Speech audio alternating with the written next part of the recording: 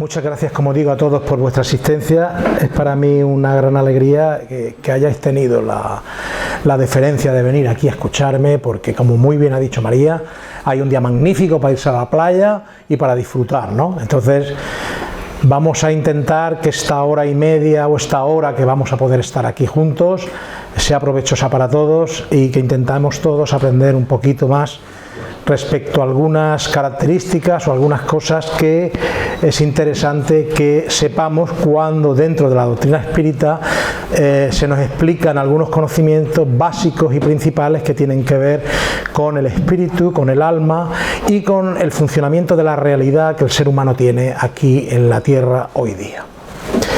La conferencia se titula Instrumentos del alma, mente, cerebro y conciencia. Evidentemente, como vemos ahí, hay un aspecto que es el del cerebro, que no es propiamente una característica espiritual, sino física, puesto que el cerebro es un órgano de una masa de 1,5 kilos aproximadamente, formada por unas células a las que se les denomina o se les llama neuronas, que están conectadas mediante algo que se llaman sinapsis neuronales, que son unas redes de conexión electromagnéticas que hacen que se sustancie a través de él todo el sistema nervioso que tiene el ser humano. Y a partir del cerebro, pues podemos manifestarnos en una realidad física en 4 dimensiones, como la que tenemos aquí ahora: alto, ancho, largo y tiempo, según la última dimensión de Albert Einstein, que son las que en estos momentos nosotros podemos captar de la realidad. Me gustaría, por favor, si eres tan amable, por ejemplo, explicar de cada una de esas cosas algo muy breve para luego entrar en la profundidad del tema, porque estos instrumentos que utiliza el espíritu para servirse de ellos y poder manifestarse, por ejemplo, el cerebro en la realidad física y el periespíritu como intermedio de esa realidad física mediante el espíritu para poder realizar su trabajo aquí en la Tierra, evidentemente tiene una serie de implicaciones muy importantes. Antes que nada, voy a hacer un breve resumen histórico en la historia del pensamiento de qué es lo que se ha entendido por alma o espíritu, para que todos tengamos un poquito la idea de dónde venimos y de dónde vienen los conceptos que vamos a explicar.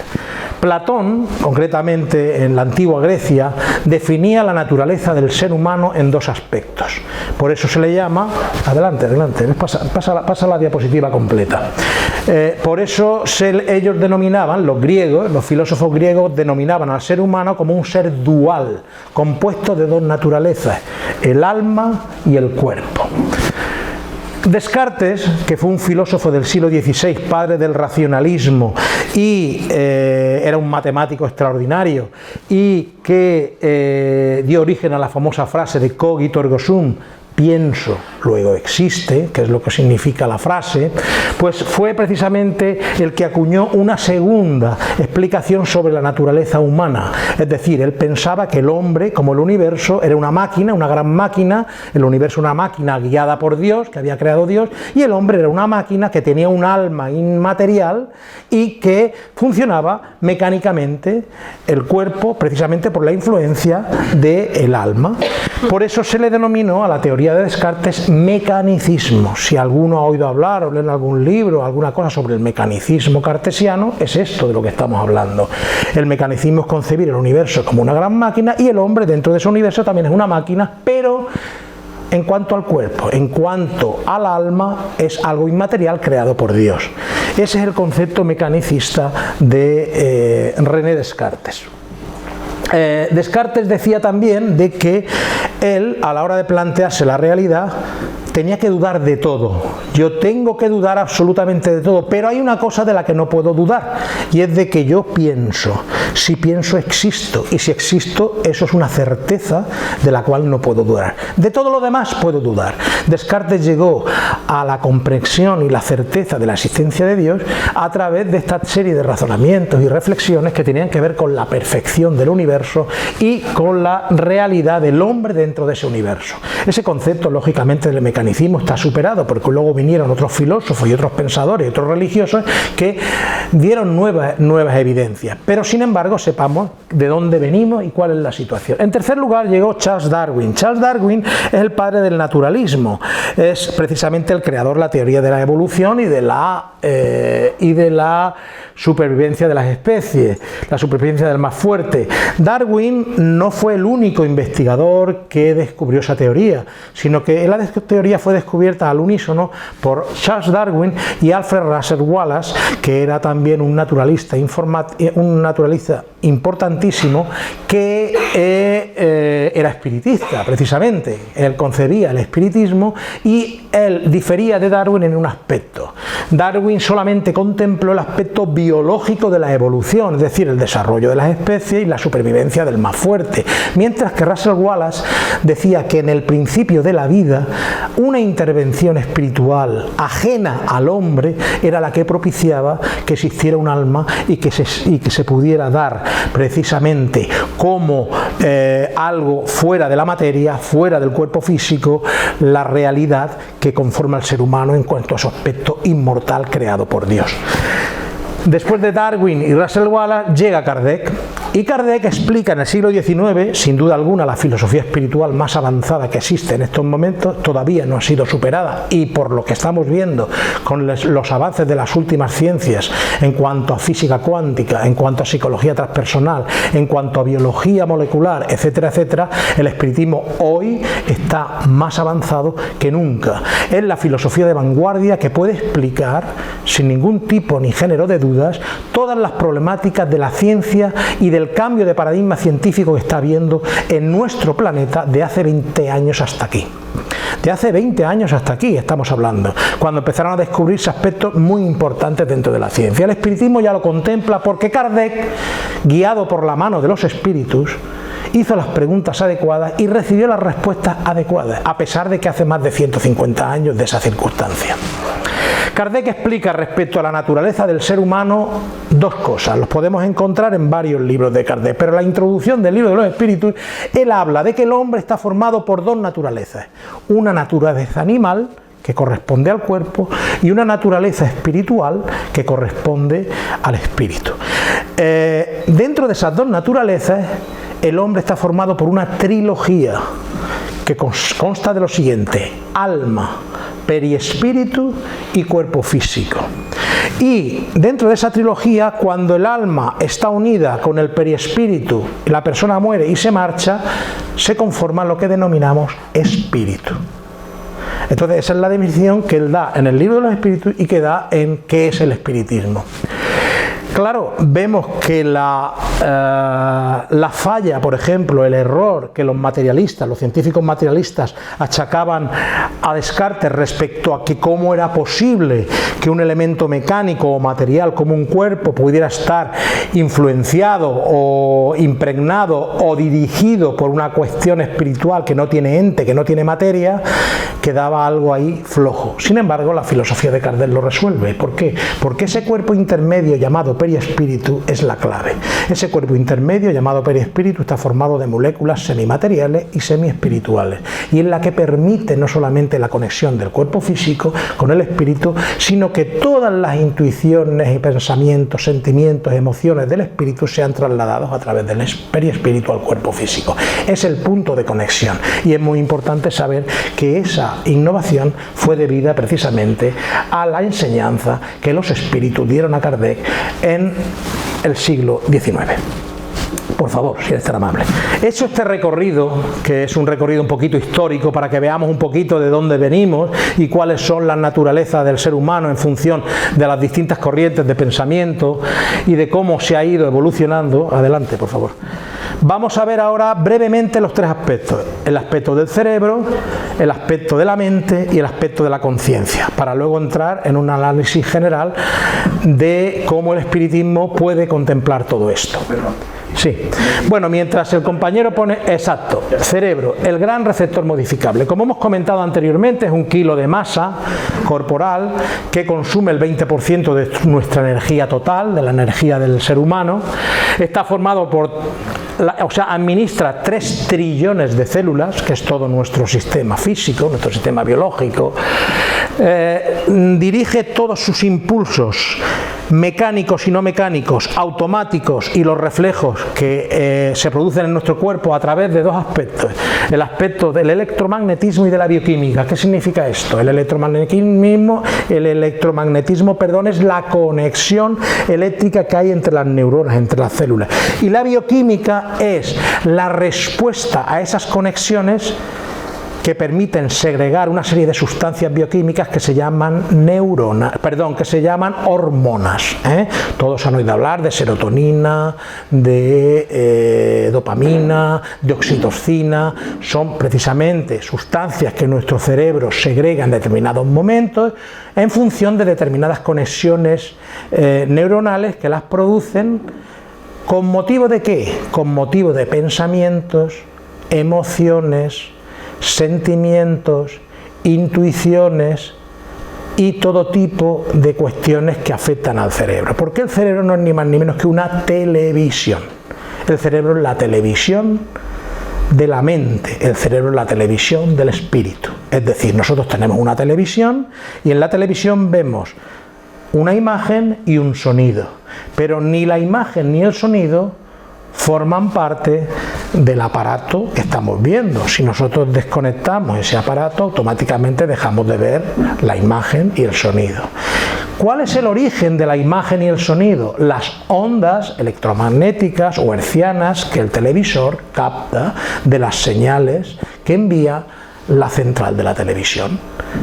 ¿Cuál es esa central en el cuerpo humano? El espíritu. El espíritu es el que envía la señal, el espíritu es el que envía los pensamientos, el espíritu es donde se forman las emociones, el espíritu es el que siente, el que vibra, y a través del periespíritu, a través de la mente en el periespíritu, se reflejan todos los impulsos que llegan al cerebro. Cuando alguien nos dice, no, el espíritu no existe porque fíjate, esta persona ha tenido un traumatismo cráneoencefálico y ya no rige exactamente bien. La culpa del cerebro, no, perdona, cuando se nos estropea nuestro televisor, un cable o un fusible del televisor y el televisor no recibe la señal, ¿la culpa es de la emisora que está emitiendo las ondas o es del televisor que está estropeado? Pensemos en este paralelismo, en esta reflexión y comprenderemos un poquito cuál es la mecánica.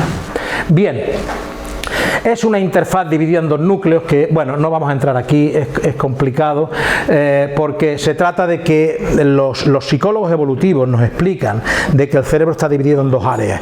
El área, digámoslo así, de la lógica, del razonamiento, del lenguaje, que es el área racional, y el área, digámoslo así, emotiva, el área donde se sustancian pues todas aquellas cualidades superiores, la de la intuición, la de la belleza, la del arte, la de la abstracción, la del concepto de la libertad, la del concepto de saber pensar sobre nosotros mismos, etcétera, etcétera.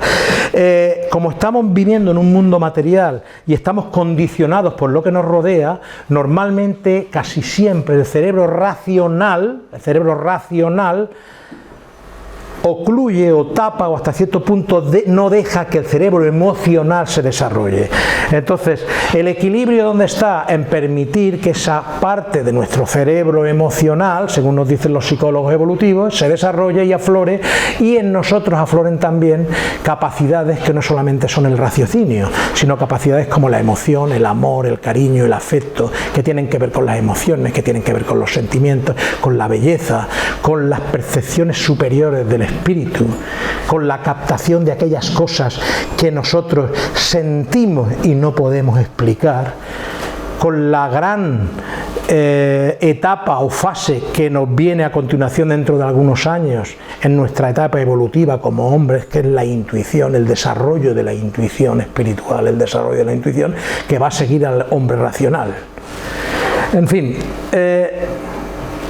aquí se dice que este doctor, que es catedrático en Harvard de neurología, el doctor Herbert Benson, en un libro que tiene que se llama El poder de la mente, nos habla de la plasticidad mental. ¿Qué significa eso? Pues eso significa que nosotros podemos modificar nuestro cerebro. Nosotros podemos cambiar nuestras vías neuronales, podemos cambiar nuestra forma, la forma en que nuestro cerebro actúa. ¿Mediante qué? Mediante un cambio de comportamiento y un cambio de determinadas técnicas. Aparte de Benson, hay un doctor norteamericano que se llama Richard Davidson, que es catedrático en una universidad de California y es el director del Departamento de Neurociencia Afectiva, y él está acostumbrado a trabajar con los cerebros de personas a los que somete a una serie de experimentos. Uno de ellos que él realiza es controla a gente que está acostumbrada a la meditación, grandes expertos en meditación, y los pone a meditar con cascos electromagnéticos en la cabeza para medir no solamente sus ondas cerebrales, sino los niveles de circunvalaciones que sus sinapsis neuronales producen conforme va pasando el tiempo. ¿Qué es lo que ocurre? Se ha descubierto, y él lo descubre y él lo explica en muchos de sus libros, que el cerebro es modificable. ¿A través de qué? A través de nuestros pensamientos. Conforme pensamos, conforme sentimos, conforme actuamos, vamos elaborando unos hábitos de comportamiento en nuestra mente que son capaces de modificar nuestra actividad cerebral y son capaces de modificar nuestra salud mental y nuestra salud física. Somos capaces de modificar hasta las neuronas físicas del cerebro. Todo eso lo explica en muchos de sus libros. Concretamente hay uno que se titula El perfil emocional de tu cerebro, que es bastante famoso a nivel mundial y que se puede leer perfectamente. ¿Qué significa esto? Pues eso significa ni más ni menos que el cerebro está subordinado al espíritu, a la mente, a lo que nosotros somos. Nosotros somos lo que pensamos y lo que sentimos, a nivel global, a nivel general. Lo que nuestro espíritu decide ser, lo que nosotros queremos hacer, lo que nosotros estamos pensando, actuando y haciendo, es lo que conforma nuestro carácter, nuestro temperamento. Y a raíz de ahí es precisamente cuando conformamos nuestra manera de ser y de existir y de caminar por la vida. Por eso es tan importante cuando estudiamos el espiritismo saber que, como decía Kardec, el verdadero espiritista se le reconoce por su transformación moral y por los esfuerzos que realiza para mejorarse día a día. Es precisamente esa la clave en la cual se nos permite, mediante una transformación moral, caminar por la vida de manera digna, de forma correcta y de atraer hacia nosotros, mediante nuestros pensamientos y emociones, las energías correctas y adecuadas que por sintonía vibratoria van a venir a ayudarnos en nuestro desarrollo personal y en nuestro caminar por la vida. Pero no solamente eso, sino que al mismo tiempo, al acostumbrarnos a pensar bien y al actuar bien, automáticamente los espíritus que nos asisten y que nos ayudan, por sintonía vibratoria, tienen mayor acceso hacia nosotros, nos pueden ayudar más, nos pueden inspirar más y pueden también permitir que nosotros superemos todas las aflicciones y los problemas que acontecen en nuestra vida, porque nos dan los recursos necesarios para poder afrontarlos. No solamente pues podemos modificar nuestro cerebro, sino que al mismo tiempo, modificando nuestras actitudes, llegamos precisamente a modificar nuestra vida, que es lo importante. Por favor, vamos para adelante. No quiero extender mucho aquí, porque aquí utilizo algunos conceptos técnicos y claro, a lo mejor yo entiendo que a veces es difícil comprenderlos, pero bueno, ¿cómo modifica, por ejemplo, o cómo dirige el espíritu al cerebro? Pues ahí lo tenemos, a través del periespíritu. Si observamos ahí arriba, veremos una representación biológica del cerebro espiritual, ¿no? La televisión de la mente, que yo les he mencionado hace un momento. Vemos un cerebro y encima hay un señor, como si fuera montado en un caballito, que va dirigiendo el cerebro. Ese señor es nuestra mente. Nuestra mente dirige nuestro cerebro a través del periespíritu. Es el periespíritu un doble de nuestro cuerpo físico y en el periespíritu la parte del cerebro es el centro periespiritual de la mente, que está constantemente influenciando el cerebro.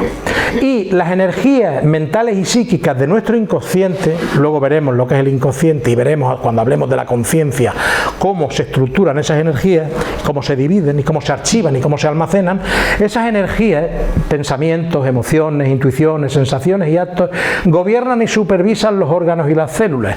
Esto no es nada nuevo. De hecho, la medicina ya lo ha descubierto y ha creado una cátedra en multitud de universidades en todo el mundo de una disciplina médica que se denomina como psiconeuroinmunología. ¿Qué significa eso? Pues es una disciplina médica que estudia cómo las emociones perturbadoras, los pensamientos negativos, etcétera, etcétera, modifican la constitución celular de la persona y le producen enfermedades.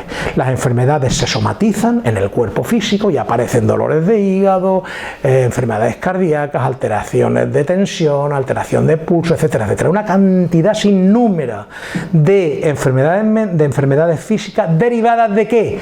Derivadas precisamente de que nuestra mente no está equilibrada, nuestras emociones están descontroladas, nuestros actos no son adecuados o correctos a las leyes que rigen el universo y que en el caso del espiritismo Kardec menciona como la ley natural, que es la ley de Dios, y así sucesivamente. Cuando nosotros nos armonizamos con las leyes de Dios que equilibran precisamente el universo en todos sus aspectos, cuando nosotros comprendemos lo que es la ley del amor, cuando comprendemos que tenemos que perdonar, cuando comprendemos que el universo es todo una obra de amor y que las fuerzas que existen en el universo son atraídas por nosotros en función de nuestra propia actitud y forma de actuar, pues entonces nos equilibramos si escogemos el camino correcto. Si escogemos el camino incorrecto, evidentemente nos perturbamos y nuestra mente empieza a crear problemas de todo tipo, algunos de los cuales derivan luego en obsesiones crueles derivadas porque atraemos a espíritus de baja condición que sintonizan con esos pensamientos desviados, con esas emociones tóxicas, con esas, digámoslo así, situaciones que nosotros actuamos equivocadamente, ese odio, ese resentimiento, esa envidia, ese tipo de cosas que generan a través de nuestro cerebro las toxinas adecuadas que van a los órganos, perjudican y enferman nuestros órganos y cuestionan nuestra salud física, psicológica y espiritual. Como digo, hay una disciplina médica que se denomina psiconeuroinmunología que estudia precisamente todo esto, y la terapia que propone no es ni más ni menos que meditación para controlar los pensamientos y las emociones, control mental, oración, cada uno en la religión que considere, y equilibrio de todo tipo a nivel armónico en una vida saludable, no tener adicciones perturbadoras, no tener emociones tóxicas, etcétera, etcétera, etcétera. Lo demuestra la ciencia, pero viene a corroborar lo que ya sabemos a través del espiritismo. Por favor, si eres tan amable.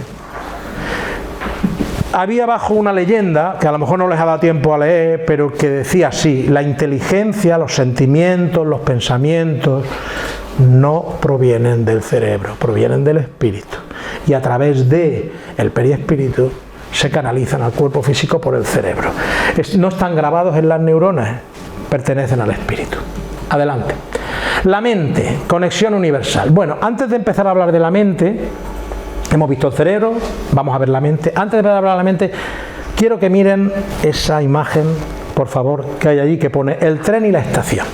Es para establecer un paralelismo, para que ustedes comprendan un poquito cómo es la mente y cómo actúan los pensamientos dentro de la mente. Imaginen ustedes una estación de tren. La estación de tren es la mente de cada uno de nosotros. Todos tenemos una estación de tren que es nuestra mente.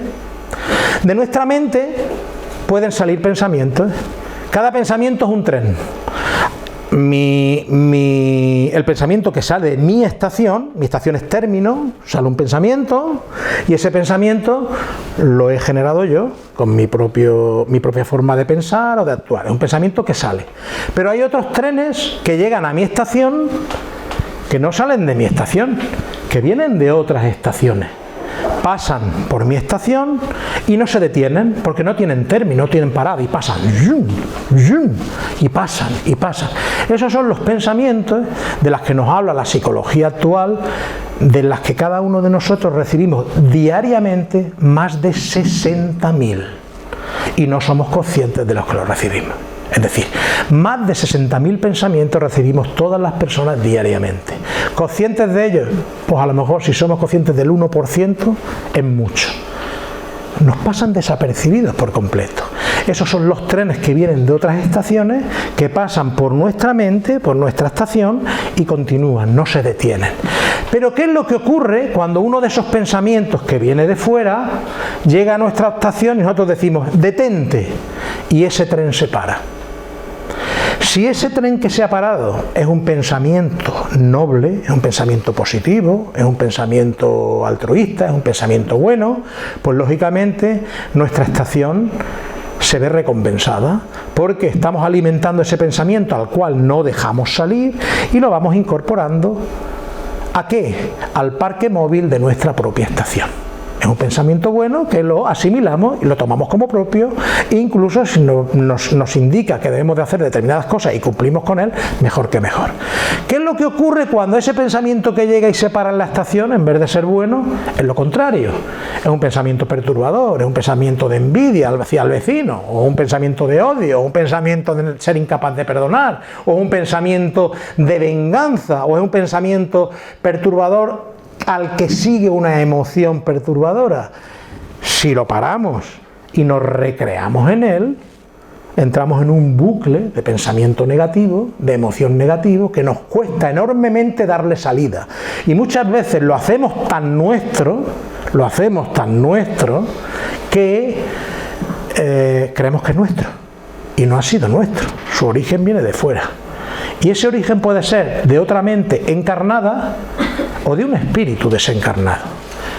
Cuando hay un espíritu desencarnado al que llamamos obsesor, que tiene una deuda con nosotros y se la quiere cobrar, utiliza este mecanismo. No hace más que enviarnos pensamientos negativos para que nosotros los asimilemos, los nutramos con nuestra propia estación, con nuestra propia mente, y entonces él va cogiendo cada vez más fuerza. Entonces hemos de saber que esos pensamientos no son nuestros y que podemos liberarnos de todo eso dándoles salida. He querido poner este ejemplo, este paralelismo, para que veamos de qué manera nuestra mente puede perfectamente desligarse de sus pensamientos, de los pensamientos que pasan por ella, porque los pensamientos no son nuestros. Los que son nuestros y nosotros creamos, debemos de analizarlos para saber si nos interesa seguir pensando de esa manera o quitarlos. Y los podemos corregir. Y aquellos que vienen y no nos interesan, debemos de darles salida para que no nos perturben. La meditación ayuda mucho en ese campo, porque la meditación te permite visualizar los pensamientos, dejar la mente en blanco, visualizar los pensamientos a distancia y permitir que esos pensamientos no te afecten de ninguna manera. Un ejercicio de meditación combinado con una buena con oración y con una buena, digamos así, dosis de conocimiento espiritual para seguir un camino recto en la vida, es la mejor de las terapias para evitar las obsesiones. Bueno, ¿la mente qué es? Un instrumento psíquico al servicio de la conciencia. Como hemos dicho, la mente forma parte del espíritu, es donde se elabora el pensamiento nuestro, el propio, el que es nuestro, no el que viene de fuera, y ahí es donde nosotros elaboramos nuestros pensamientos, y esos pensamientos y emociones van a la conciencia. La mente no está localizada en el cerebro, como he dicho antes, la mente no está localizada en ningún sitio, la mente está globalmente afectando todo el periespíritu. Todo el periespíritu. Hoy ya se demuestra a nivel científico precisamente eso, de que la mente no es material y que la mente, lógicamente, está muy por encima del cuerpo físico, tanto la mente como la conciencia. Hay algunos neurólogos famosos, como el doctor Antonio Damasio en Estados Unidos, que es materialista, que es ateo, que él postulaba una teoría hace 30 años de que la mente era una exudación del cerebro, pero claro, las investigaciones que han venido luego, tanto en neurología, en las evidencias que han habido de personas que han estado en muerte clínica, que han demostrado que con el cerebro muerto su conciencia ha seguido viva y han seguido teniendo experiencias, sensaciones, emociones y pensamientos, lógicamente demuestran de que ni la mente ni la conciencia forman parte del cerebro, no exudan del cerebro, están fuera, porque pertenecen al espíritu, son instrumentos del espíritu. Entonces la mente es la manifestación del principio inteligente. Eso nos tiene que sonar a los espiritistas, porque ¿cuál es la cualidad que distingue al espíritu? Según Kardec, el espíritu es el principio inteligente del universo. Eso es lo que caracteriza al espíritu, según la doctrina espírita. Y la mente es el donde se elabora ese principio inteligente. ¿Vale? Bueno, Somos lo que pensamos y según pensamos actuamos. Eso es muy viejo ya, muy antiguo. Es el famoso aforismo de Aristóteles de que un pensamiento conduce a un acto repetido crea un hábito y un hábito repetido forma un carácter o un temperamento. Si nosotros queremos tener un carácter bueno y un buen caminar por la vida y cumplir nuestros compromisos, tanto espirituales como físicos, empecemos por pensar bien, realicemos las acciones que vienen de ese pensamiento, convirtámoslas en hábitos y a partir de ahí nuestro carácter, nuestro temperamento, nuestro espíritu se forma. Es la educación. ¿Qué es educar a un niño? Educar a un niño no es ni más ni menos que crear hábitos positivos. Cuando nosotros creamos a nuestros hijos hábitos positivos en educación, el niño los asimila como propios porque es una esponja y poco a poco esos hábitos se van desarrollando en él. Es la educación. Crear hábitos positivos, formar a las personas precisamente en los valores superiores de la vida cuando estamos hablando precisamente del espiritismo. ¿De dónde procede la mente? Pues como decía Kardec, un efecto inteligente tiene que tener por fuerza una causa inteligente. La mente humana, que es una mente limitada, nuestra mente es limitada, llega a muy poquito, pero todavía está en proceso de evolución, procede de una mente superior, de una mente divina, que es la mente de Dios, y que como ahí hay un famoso filósofo, Stuart Jacket, que dice: la mente humana procede de una mente absoluta, que es la individualidad espiritual trascendente de Dios. Todo efecto inteligente, todo efecto tiene una causa, efecto inteligente debe tener una causa inteligente. Kardec, el Génesis, por favor, puedes pasar. Ítem número 1. Bueno, de la mente vamos a pasar ya a una última diapositiva que me interesa que ustedes sepan. Hace 5.000 años había un señor en Egipto llamado Hermes Trismegisto, que era un sacerdote, filósofo, sabio, pensador, y que dijo esa frase: todo es mente, el universo es mental. Hoy en día esto lo demuestra la física cuántica. La física cuántica te está diciendo que todo el universo es energía. La materia apenas ya tiene sustancia, la materia ha sido relegada, y el materialismo, que todavía se resiste en las academias científicas y en algunas universidades a dar su brazo a torcer, con las nuevas teorías de la física cuántica, concretamente con la teoría del todo, la teoría de las cuerdas, etcétera, etcétera, se demuestra precisamente que la materia a nivel subyacente ya no es ese átomo que parecía indivisible en los tiempos de Demócrito hace 5.000 años. El átomo ha sido dividido, el átomo ha sido fraccionado. Hoy en día se conocen más de 18 partículas atómicas: el electrón, el neutrón, el gravitón, el fotón, etcétera, etcétera. Y bueno, de esas partículas resulta que ahora se ha demostrado hace 15 años que no son ni siquiera materia, son energía. Y además de que son energía, esas partículas se colapsan cuando hay alguien que las está observando. Es decir, nosotros ponemos aquí un electrón que debe de ocupar un espacio y un lugar, y debería de estar ocupando todo el espacio físico que nosotros podamos entender. Pero resulta que cuando lo estamos mirando se comporta como una partícula, como si tuviera materia.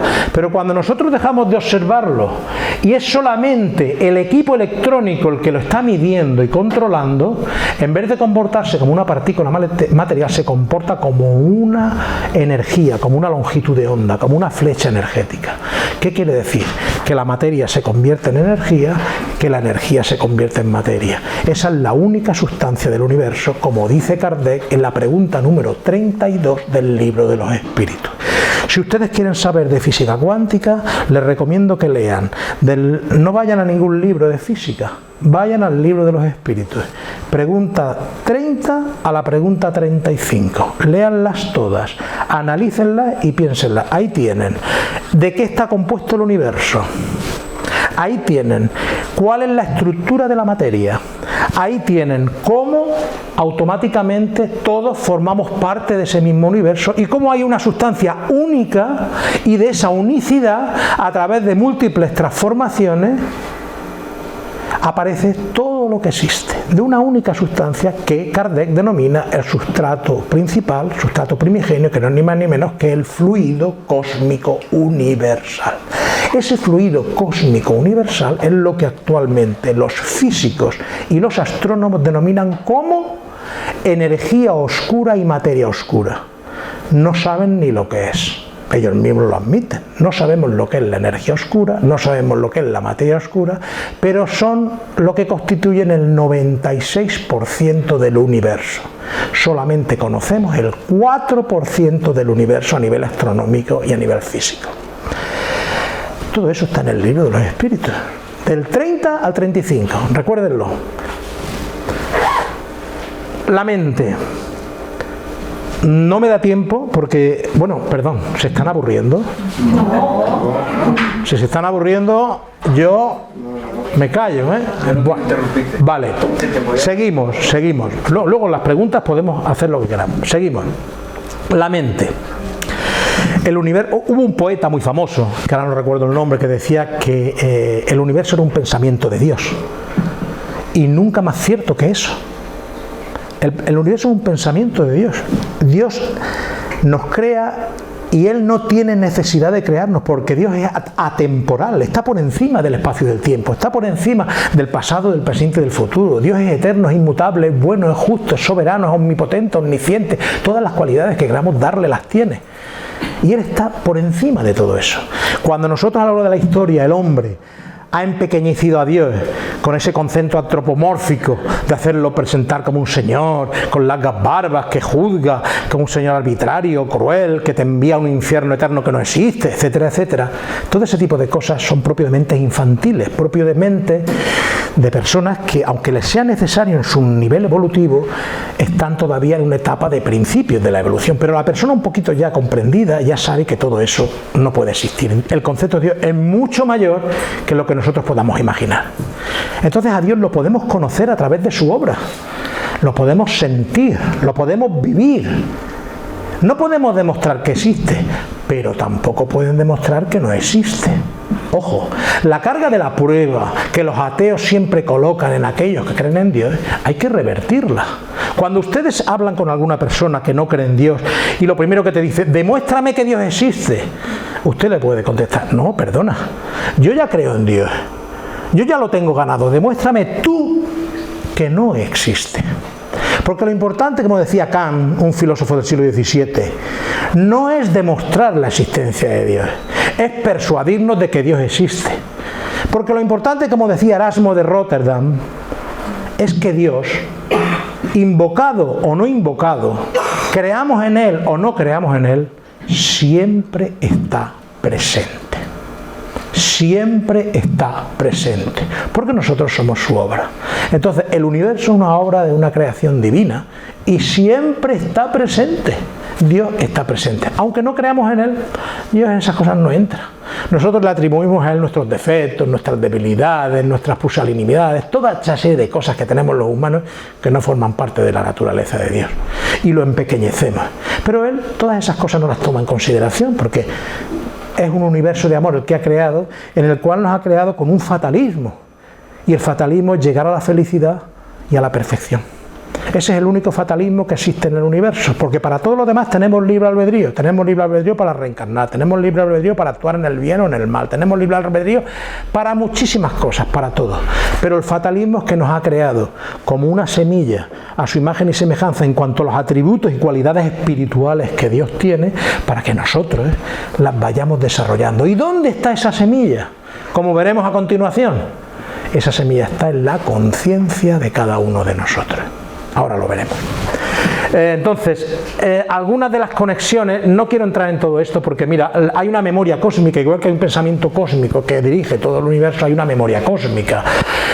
Pruebas de la memoria cósmica por la ciencia, ahí tenemos tres. El inconsciente colectivo de Carl Gustav Jung, no vamos a entrar, lo podemos explicar, pero vamos a entrar. El orden implícito de David Bohm es un físico propuesto para premio Nobel, que habla de que la realidad tiene un orden implícito, pero luego está el orden explícito que está por detrás. Y ese orden de la realidad que no vemos, que no captamos porque nuestros sentidos son limitados, ¿verdad que nosotros no captamos la misma frecuencia de audición que nuestra mascota, que nuestro perro? Nuestro perro oye cosas que nosotros no oímos. percibimos. ¿Verdad que nosotros no tenemos la misma percepción visual que otros animales que nos ganan en ese tipo de cosas? Pues efectivamente ocurre así. Nuestros sentidos son muy limitados y cogen determinadas franjas de realidad. Pero hay otra realidad, un orden implícito detrás de la realidad que nosotros captamos, que es la realidad del universo, en que este físico habla precisamente de esa mente que dirige todo lo que existe. La resonancia mórfica de Rupert Sheldrake es un biólogo genetista inglés que habla de esa memoria cósmica, ¿dónde? En la biología de las especies. Es decir, todas las especies tienen una biología, una herencia, no genética, sino una herencia de resonancia mórfica, por la cual el animal que nace, por ejemplo, o el hombre, arrastra, como dice Jung en el inconsciente colectivo, las características propias de esa especie y las arrastra del pasado. Entonces hay determinados comportamientos que dicen, ¿cómo es posible que este animal sepa hacer esto si nadie se lo ha enseñado? Le viene de ahí, de esa herencia morfogenética de la que se está demostrando. En fin, sintonía de la mente, pues semejanza, sintonía y frecuencia con otras mentes, que hemos hablado del pensamiento. Cuando nosotros pensamos de una manera determinada, como vibramos, el pensamiento es una vibración. Cuando hay espíritus que se nos acercan, que piensan en esa misma vibración, se afinizan con nosotros. Cuando, por ejemplo, conectamos con otras mentes o personas encarnadas que afinizan con nosotros y nos son afines, o las vemos por primera vez y nos son agradables, muchas veces hay una sintonía de vibración, porque muchas veces nuestros pensamientos y nuestras emociones se afinizan, son semejantes. Eso es una ley, la ley de atracción, la ley de afinidad, una ley que rige las leyes físicas y las leyes espirituales. La telepatía, la psicometría, clarividencia, son conexiones con otras mentes, lógicamente, dentro del espiritismo, que vamos a hablar de la mediunidad. La mediunidad, ¿cómo se produce?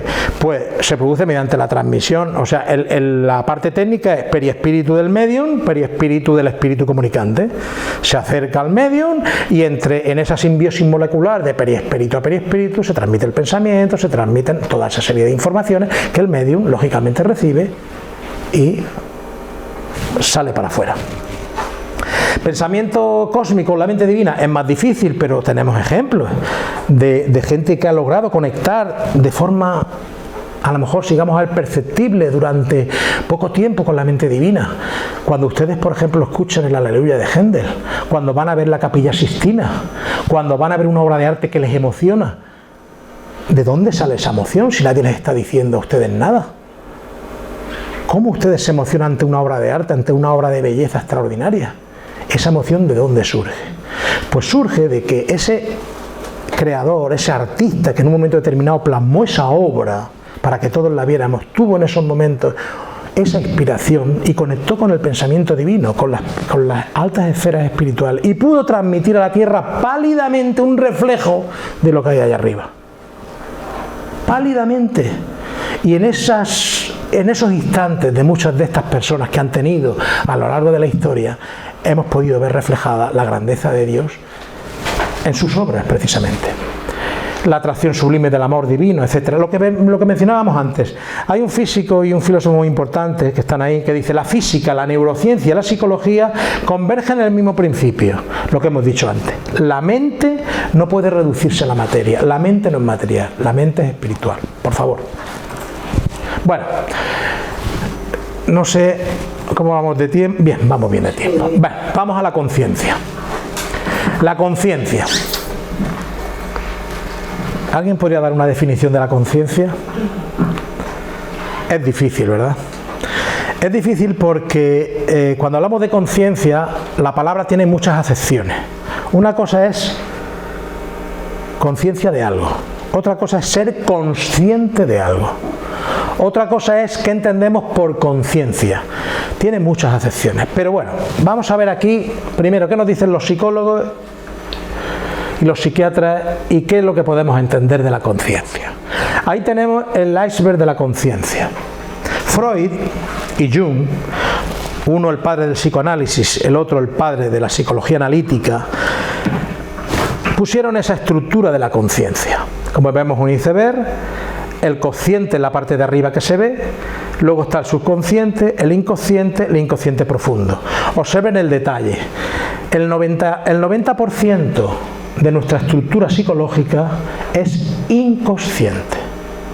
Solamente un 10%. Nosotros vamos por la vida de forma consciente yo diría que menos incluso, menos de un 10%. Por ejemplo, cuando vamos conduciendo un coche, cuando nosotros comenzamos a aprender a conducir, ¿qué es lo que ocurre?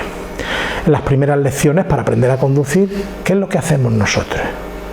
Aparte de que nos riña el profesor, que eso es lo normal, porque cuando pisamos el freno y lógicamente estamos a punto de chocar con el de adelante, ¿no?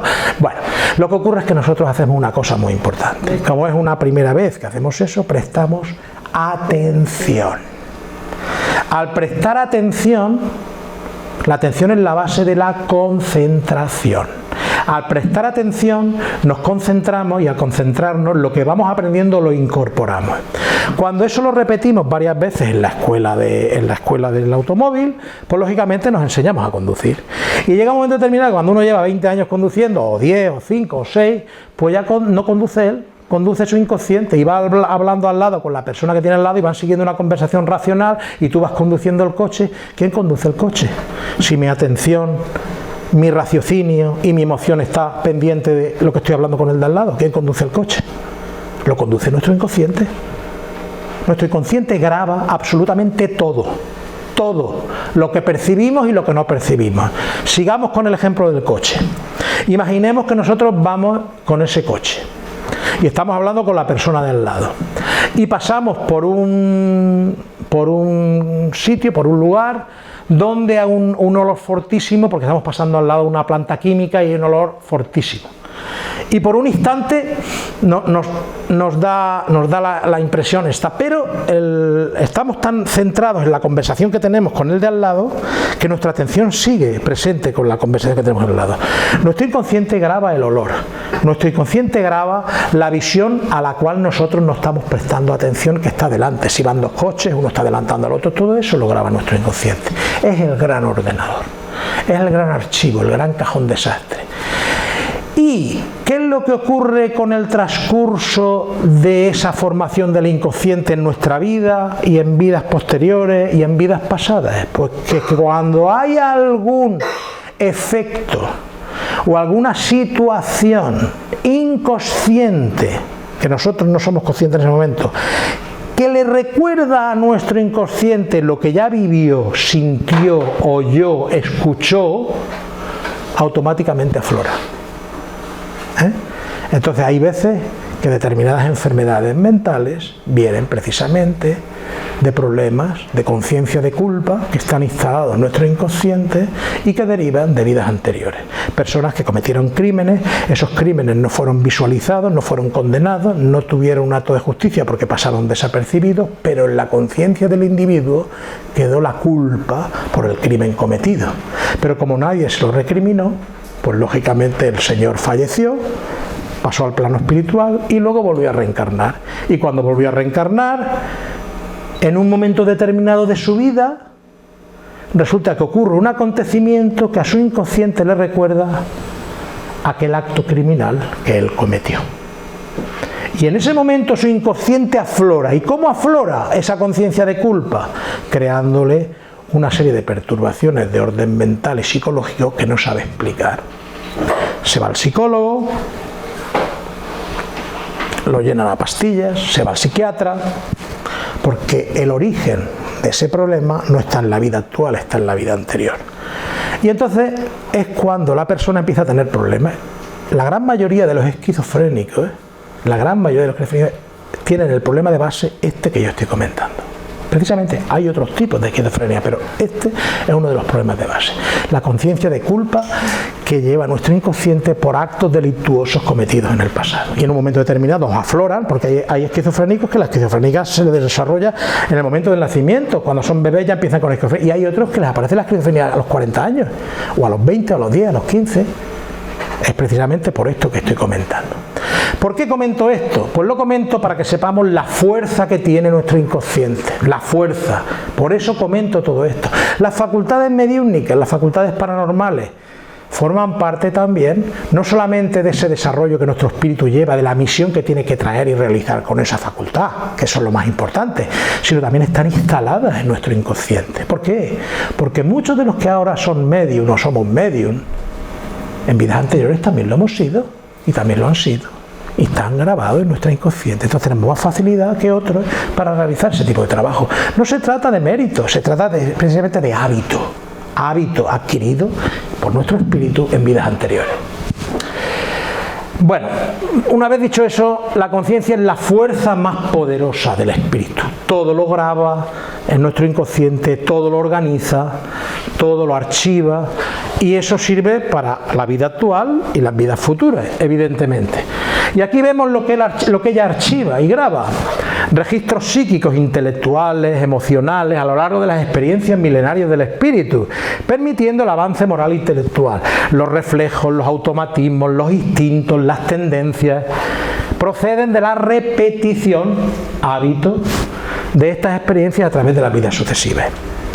Por eso decía también un gran filósofo que si yo quiero ser una persona justa, tendré que realizar actos justos para acostumbrarme a actuar en la justicia. Si quiero ser una persona honrada, tendré que realizar actos honrados para acostumbrarme a la honradez. Si yo quiero ser una persona equilibrada, tendré que intentar equilibrarme en todo aquello que me afecta, tanto a nivel mental, a nivel emocional, a nivel psicológico, a nivel de relaciones con los demás, porque no podemos obviar que somos animales gregarios y necesitamos de los demás para vivir, para convivir, para progresar, para perdonarnos, para practicar las virtudes y los valores superiores del espíritu, y necesitamos de todo eso para nuestro progreso espiritual. Bien, dicho esto, aquí hay Peter Russell, es un físico y aparte es un psicólogo de Oxford muy famoso, que tiene un libro que se titula Ciencia, Conciencia y Luz, y dice que la conciencia es el puente entre la ciencia y el espíritu. ¿Por qué? Por lo que hemos hablado antes, de que la conciencia, por ejemplo, está demostrando ahora la física cuántica, que la conciencia del observador es la que modifica la estructura de la materia. Es decir, es la conciencia de la persona la que es capaz de modificar la estructura de la materia. Por lo tanto, la ciencia y el espíritu se unen en ese campo, en el campo de la física y en otros campos que podríamos hablar posteriormente. Adelante, sigamos con la conciencia. Ahora vamos a hablar de unos términos muy sencillos para intentar aclarar eso. Bueno, la experiencia de Eben Alexander creo que la comentamos ayer, ¿no? La repito, Eben Alexander es un neurocirujano de Harvard que estuvo por una meningitis bacteriana en el cerebro, estuvo 8 días muerto clínicamente, lo que es decir muerto, para una persona que no tiene registro cerebral, cuyas neuronas aparentemente están muertas, pues esa persona está muerta, estaba mantenido artificialmente. A los 8 días volvió a la vida. Y sus compañeros neurocirujanos, que eran especialistas en el cerebro, estaban ahí diciendo: ¿pero qué haces tú aquí? Tú estás muerto. Dice: pues como podéis comprobar, no solamente no estoy muerto, sino que estoy bien vivo y estoy aquí hablando con vosotros. Si la conciencia fuera parte del cerebro, lógicamente ese señor no había tenido experiencias durante esos 8 días. ¿Y qué experiencias tuvo? Pues las experiencias que tuvo se las relató a sus compañeros y las publicó en un libro que se titula La prueba del cielo, donde él narra cómo llegó al plano espiritual, cómo desde la parte más oscura del plano espiritual fue subiendo, fue ayudado por un espíritu que posteriormente reconoció que era su hermana, a la que no había conocido en vida, una hermana que había muerto antes de que él naciera y de que él no tenía constancia, y le presentaron, su madre adoptiva le presentó una foto de la hermana que él nunca había conocido, y cuando él vio la foto dijo: esta es la persona que a mí me condujo durante esos 8 días por todos los planos espirituales de luz a los que yo llegué. Y eso lo dice un señor que es ateo, que no cree en Dios, que es un neurocientífico, un neurocirujano famosísimo, y te lo dice claramente: la conciencia no forma parte del cerebro.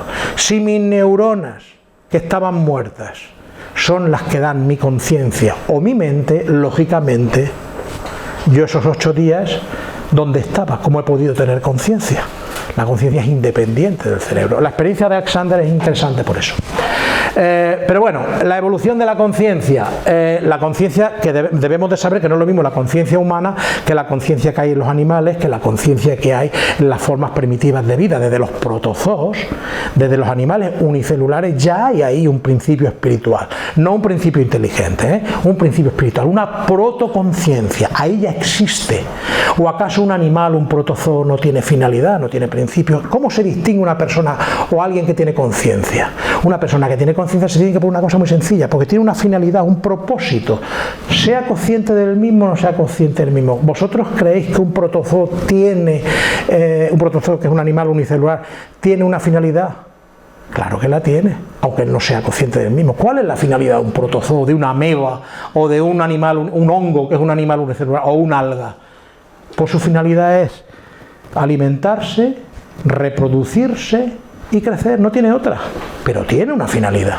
Ahí hay una protoconciencia que le impulsa a esa serie de cosas, y esa protoconciencia es lo que nosotros conocemos como principio vital dentro de el libro de los espíritus, según nos explica Allan Kardec. En biología también está presente el libro de los espíritus. El principio vital es precisamente esa protoconciencia que impulsa a los animales, a la materia orgánica, no a la inorgánica, a la orgánica, a evolucionar.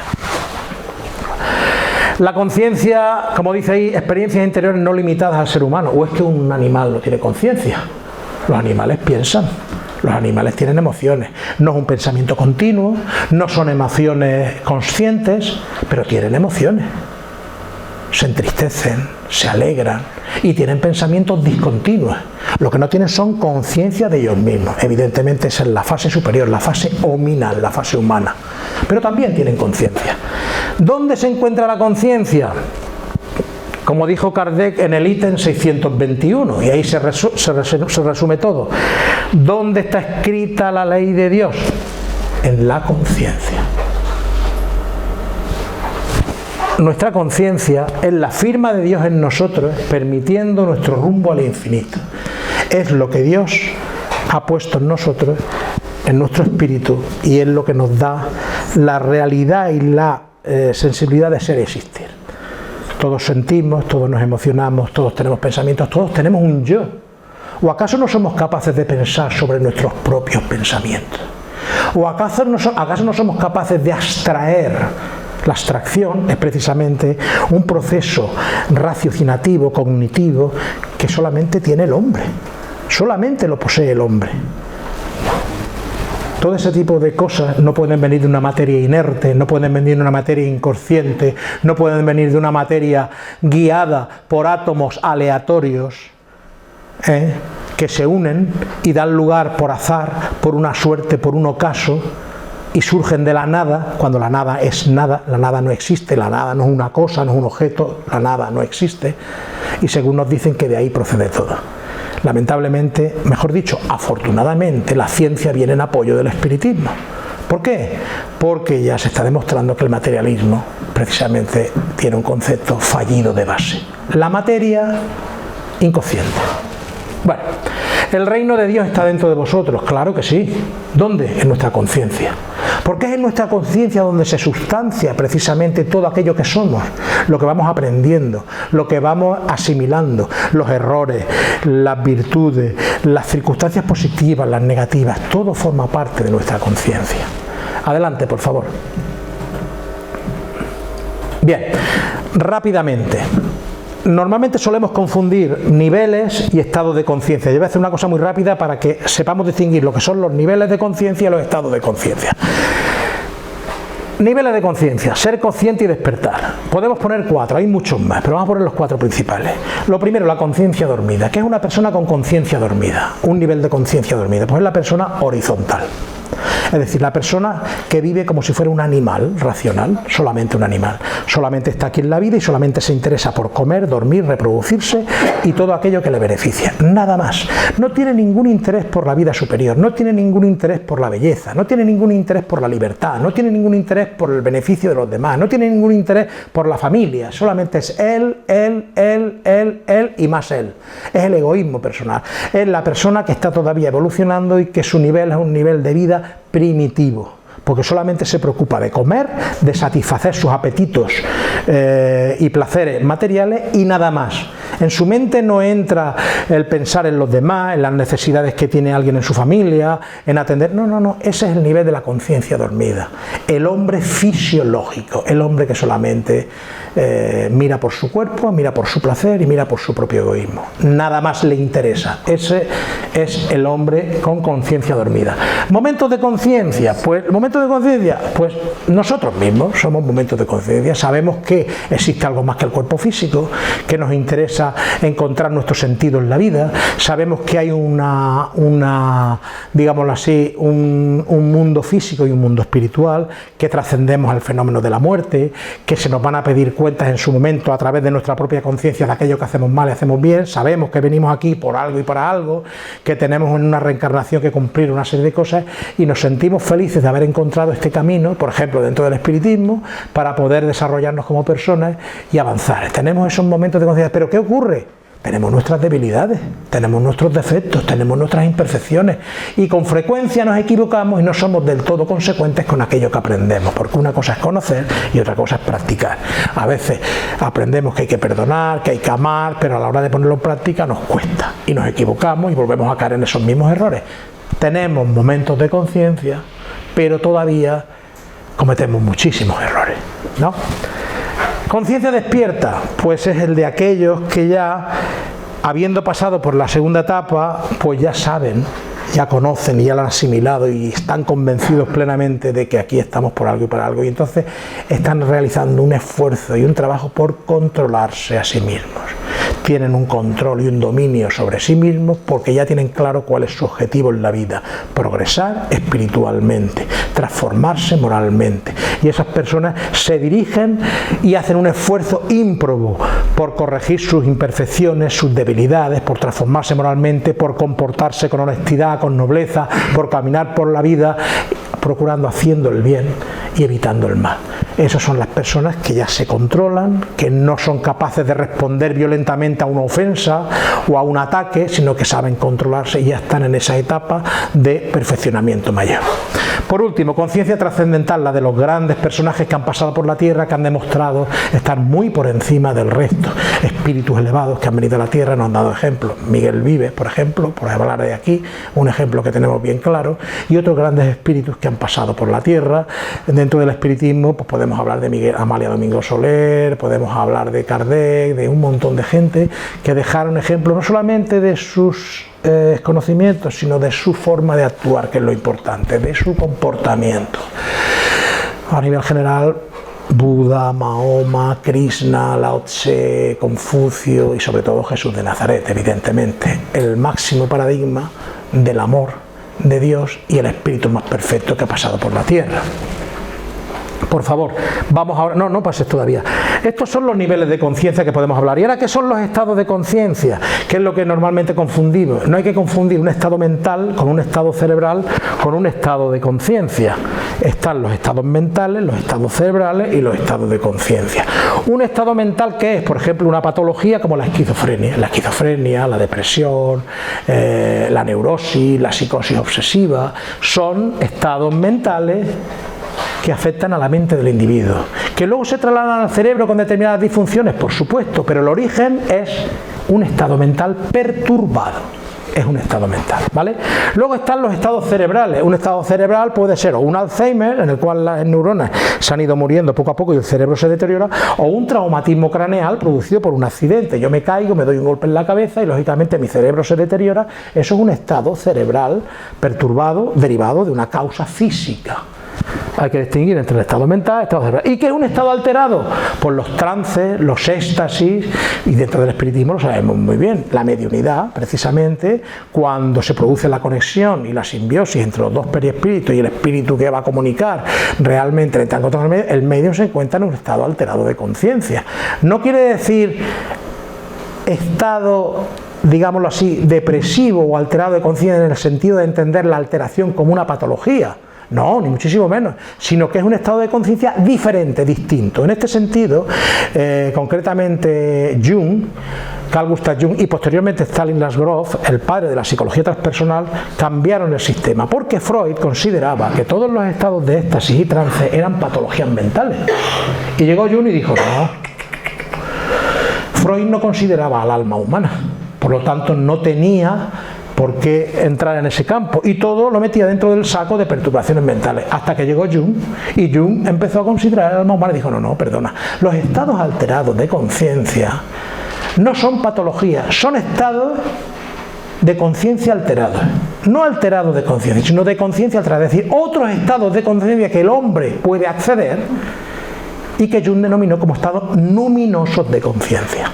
Posteriormente llegó Groth y dijo, efectivamente, en la psicología transpersonal se habla de estados de conciencia, de la mediunidad, del éxtasis, como otros estados de conciencia, incluso superiores al estado de conciencia normal, pero superiores en cuanto que se permiten a muchas personas acceder a niveles de conciencia que otros no tienen, y con un perfecto equilibrio, sin ningún tipo de perturbación mental y sin ningún tipo de deficiencia o patología de ningún tipo, como ocurre precisamente con todas las personas que tienen facultades mediúnicas desarrolladas, equilibradas y que son capaces de realizar obras extraordinarias.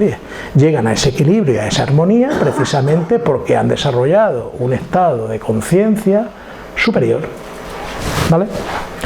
He querido explicar esto para que sepamos un poquito lo que son las cosas. Y bueno, vamos a pasar, por favor, a la última diapositiva, antes de entrar ya.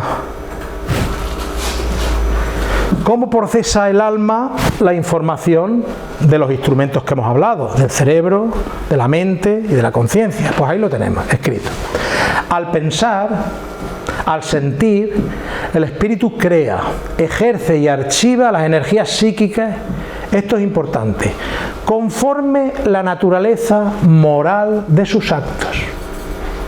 Conforme la naturaleza moral de sus actos, pensamientos y sentimientos. ¿Qué quiere decir esto? Esto quiere decir una cosa muy sencilla, de que el hombre es un ser moral. Por eso es tan importante la transformación moral, porque el hombre por encima de todo es un ser moral. Existe una ley moral que es la ley natural de la que habla Kardec. Esa ley natural es la ley moral que Dios ha puesto en la conciencia del hombre, y es la que le dicta cuando actuamos bien y cuando actuamos mal. Nuestro nivel de moralidad lo dicta nuestra conciencia. Cuando nosotros hacemos algo que está mal, que nosotros sabemos que está mal, aunque nadie nos vea, es nuestra conciencia la que nos está haciendo ver que eso está mal. No ha venido el vecino a decírnoslo, que no lo ha visto, es nuestra conciencia la que nos lo dice. Ese fiel de la balanza que determina si eso es correcto o no es correcto es nuestro nivel de conciencia. A mayor nivel de conciencia, nuestra sensibilidad respecto a nuestros propios pensamientos y acciones, lógicamente es mayor. Entonces, la naturaleza moral de los actos que hacemos, si van en consonancia con la ley de Dios, con la ley moral de Kardec, equilibran nuestra conciencia y nos evitan todo tipo de perturbaciones. Es más, nos dotan de una cosa importantísima, que es una fuerza extraordinaria que nuestro espíritu asume como propia, que se llama autoridad moral. Una autoridad moral que viene del esfuerzo previo realizado por corregir nuestras malas inclinaciones, por ser mejores día a día y haber convertido eso en un hábito. Cuando nosotros somos capaces de convertir eso en nuestro hábito, nuestra conciencia se engrandece, nuestra conciencia se eleva, y entonces vamos por la vida con una visión completamente diferente. Tratamos a los demás de forma completamente diferente. Pensamos antes en los demás que en nosotros mismos, pero somos capaces al mismo tiempo de no dejarnos engañar, porque tenemos un nivel de conciencia lo suficientemente elevado para discernir en cada momento lo que es correcto de lo que no lo es. Y hay momentos en la vida en que uno tiene que tomar decisiones que en contra de sus emociones y de sus sentimientos, pero que forman parte de la justicia. Y muchas veces hay que ser justos antes que ser buenos, porque la ley de Dios determina que la suprema justicia no es tan como nosotros la entendemos, sino como las leyes que Dios ha puesto son entendidas. Y a veces nos queda bastante para llegar a esa comprensión. No sé si estoy explicándome bien, pero es un tema importante que hay que ver. Entonces, la naturaleza moral de nuestros actos es muy importante, cómo no, dentro del campo del espiritismo, en la mediunidad. ¿Qué es lo más importante para la educación de un medium? Aparte de aprender precisamente todo lo que aparece en los libros de Kardec. Un medium moralmente elevado, con un trabajo de moralidad importante, tiene el trabajo realizado. Hay veces que decimos, efectivamente el medium tiene que tener conocimientos, por supuesto, tiene que tener estudios, por supuesto. Si tiene conocimiento y tiene estudios, muchísimo mejor, porque los espíritus que comunican lo van a tener más fácil, van a utilizar sus conocimientos para poder dar mejores informaciones. El estudio es importantísimo, es básico, pero lo importante es la moralidad, porque cuántos medium ignorantes han existido con unas capacidades mediúnicas extraordinarias, derivadas ¿de qué? De su elevación moral como espíritu. ¿Y qué es lo que atrae el medium cuando entra en trance? Atrae espíritus de su propia sintonía y de mayor elevación. Cuanto mayor elevados estamos moralmente, los espíritus de mayor elevación vienen a nosotros a poder comunicar. Muchos espíritus de gran elevación quisieran comunicar con nosotros y muchas veces no pueden porque somos nosotros los que no damos el nivel permitido para que ellos accedan. Bueno, como vais comprendiendo, bueno, después de la muerte la mente y la conciencia no cambian, se van, nuestro perispíritu y nuestro espíritu se van juntitos con nuestra mente y nuestra conciencia que forman parte de ellos. La inmortalidad pues acredita los niveles de conciencia, cada uno estamos en un nivel, como hemos explicado. La evolución y la reencarnación, porque evidentemente uno viene de una manera a la Tierra y se va de otra, no todos somos iguales, no todos venimos iguales, no todos tenemos los mismos compromisos, unos venimos con compromisos más fuertes, otros con menos, unos vienen con sufrimientos y aflicciones que deben superar porque los han pedido voluntariamente, otros no, y así sucesivamente. Cada uno tenemos aquello que merecemos, pero también aquello que necesitamos. Sobre todo aquello que necesitamos. La distancia, la diferencia entre entender lo que merecemos y lo que necesitamos es muy importante. Y la evolución y la reencarnación están para eso, para permitirnos todas las herramientas que nos permitan elevarnos espiritualmente y ser felices, porque tenemos derecho a ser felices, aquí ya en la Tierra. Y depende de nosotros, depende de nuestra actitud mental y espiritual. El progreso hacia la plenitud y bueno, como hemos podido comprobar, y si se ha quedado alguna duda, ahora estoy dispuesto a contestarla, el espíritu dirige a voluntad sus instrumentos, cerebro, mente y conciencia, permitiendo avanzar hacia la perfección y a la felicidad. Antes de terminar, me gustaría, en la próxima diapositiva, agradecerles a todos ustedes la presencia aquí, pero sobre todo agradecer a Miguel Vives por haber creado este centro y verdaderamente, por favor, verdaderamente por ser el apóstol del bien, como fue denominado, y yo les ruego que se mantengan ustedes firmes en esta casa y para mí el homenaje de esta conferencia, por favor, pasa la diapositiva, viene dado precisamente a Miguel Vives. Y en el día de su fallecimiento alguien escribió lo siguiente: ya que vos con amor habéis sostenido y amparado a los pequeños de aquí, ahora Él, que es el amor de los amores, os dará su amor y su protección, y Él os recibirá como recibió al buen pastor, y vos os postraréis a sus pies, y Él, Jesús, os dirá: a mis brazos, así recibo a mis amigos. Con este homenaje a Miguel Vives terminamos.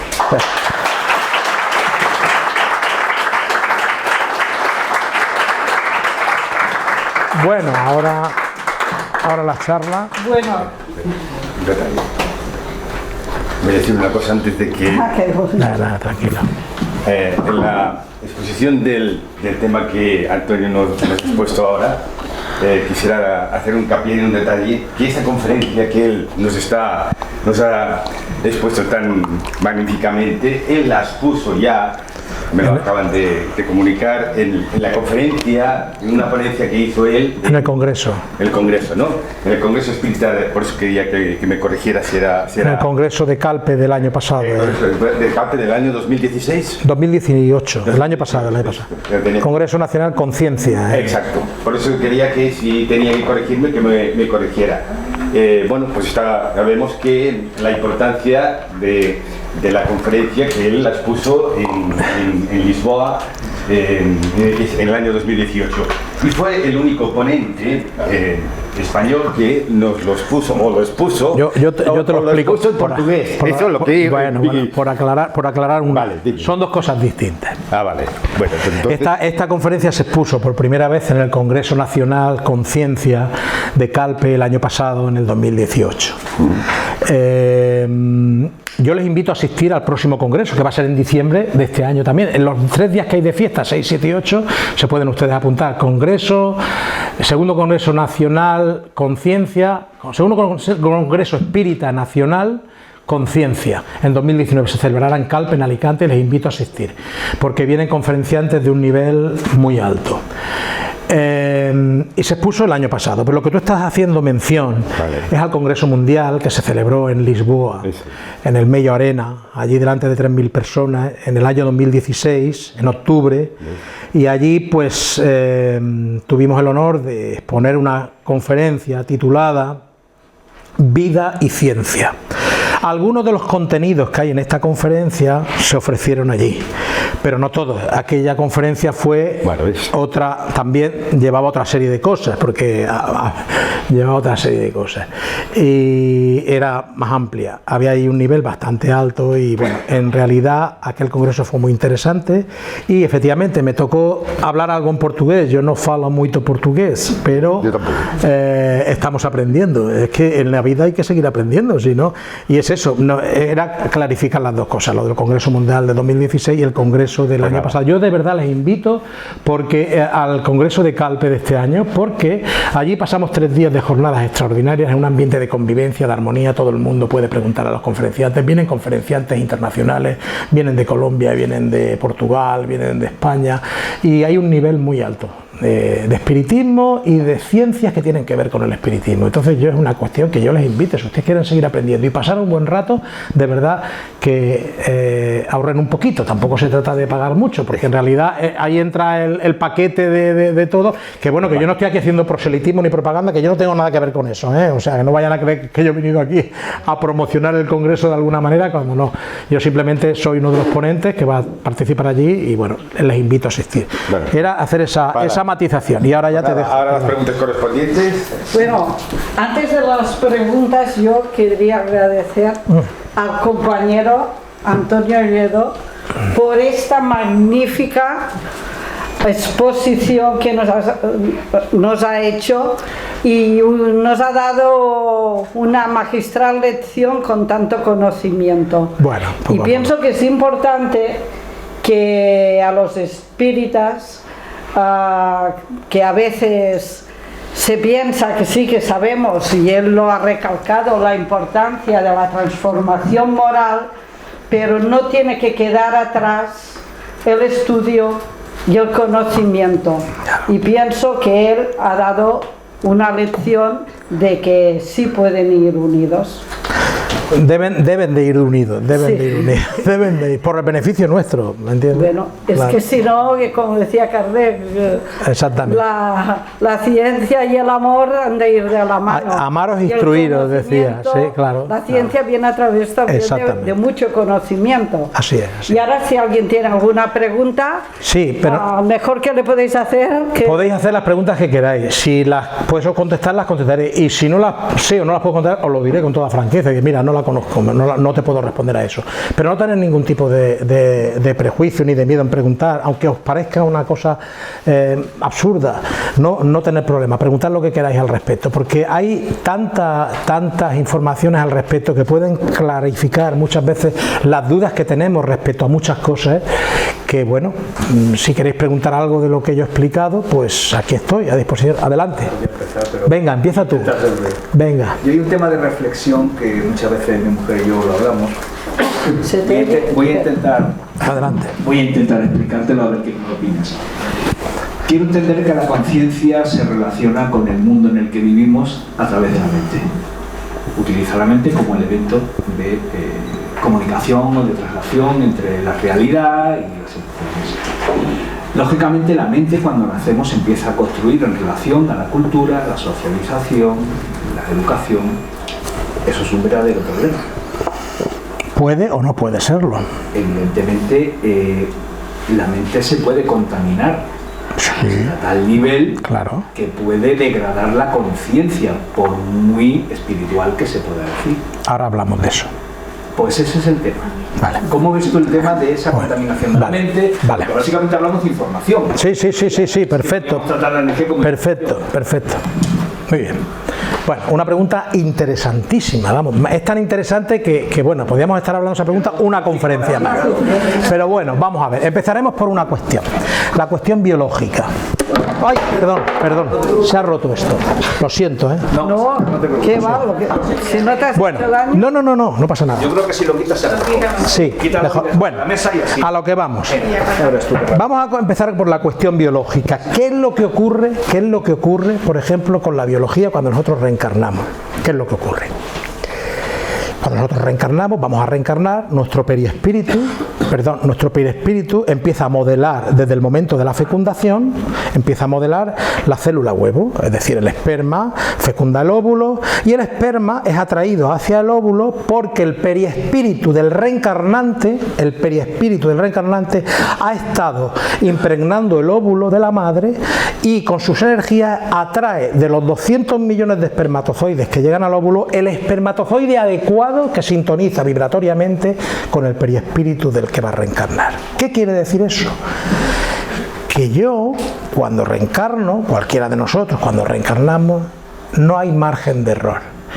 Reencarnamos y nuestro aparato biológico obedece a las condiciones espirituales que nuestro espíritu necesita para la vida que va a llevar. Lanza un programa. Tiene el programa ya viene con el programa. Es el perispíritu el que está imantando el óvulo de la madre, el que atrae al esperma adecuado de los 200 millones que hay, que llegan al óvulo, solamente hay uno que llega. Ese es el que sintoniza energéticamente con el óvulo de la madre, lo fecunda y a partir de ahí empieza la mitosis celular y a partir de ahí empieza el perispíritu a impregnar sus células psíquicas en las células biológicas, a determinar las características fisiológicas, biológicas, psicológicas y espirituales que yo como espíritu tengo y que a través de mi perispíritu impregno en el feto. El niño en el feto, sí. Sí, te refieres a que crea el avatar. No, me refiero a que modela la célula huevo y el desarrollo del feto. Entonces, las características psicológicas que yo como espíritu tengo empiezan ya a impregnarse. Las características físicas que mi cuerpo debe de tener en base al programa que la ley de causa y efecto para mí ha determinado en esa existencia empiezan a desarrollarse. Si tengo que venir con una malformación en algún gen y alguna deficiencia, ahí ya está el perispíritu marcando esa malformación en el ADN de las células correspondientes para que esa malformación se produzca en el nacimiento, ¿vale? Eso obedece a las leyes de causa y efecto.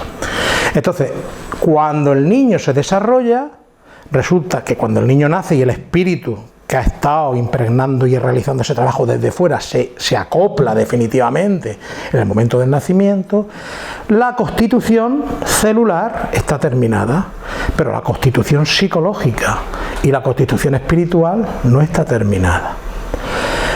El niño hasta los 7 años u 8 años no tiene digámoslo así, un estado definitivo de desarrollo de los órganos. El cerebro, está demostrado hoy por la neurología, que hasta los 7-8 años el cerebro no está completo, se va desarrollando. No somos como los animales cuando nacen a la semana o a los días ya se valen ellos solos para buscarse la comida, ¿no? Un niño necesita de 7-8 años para que esté perfectamente su biología incorporada a su psicología. Entonces, evidentemente hay que distinguir entre genética, que es la herencia que nosotros traemos, y epigenética. La epigenética es lo que tú mencionas, las condiciones culturales, las condiciones educativas, las condiciones sociales, las condiciones familiares que rodean el entorno del niño y que le van a marcar esa educación en el desarrollo personal y psicológico de ese niño, es lo que tú estás comentando. Vale. El desarrollo psicológico, como el educacional, viene por la creación de los hábitos. Si ese niño ha venido con unos padres que son conscientes y saben que tienen que educar a su niño en lo mejor, le procurarán dar la mejor educación. Por lo tanto, el niño será educado en esas primeras etapas en las que todavía no es consciente y como una esponja absorberá esos hábitos educativos positivos que sus padres le quieren dar y le ayudará a corregir hábitos negativos que traía de otras vidas y que ha venido con esos padres precisamente porque son los adecuados para corregirle ese hábito negativo.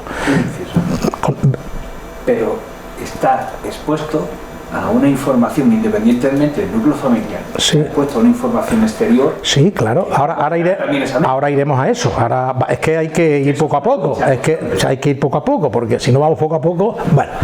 Entonces, la educación se da en la casa, la familia, la formación se da en la escuela, ¿vale? La educación se da en la casa y la educación es crear en hábitos positivos, formar a los niños en hábitos positivos.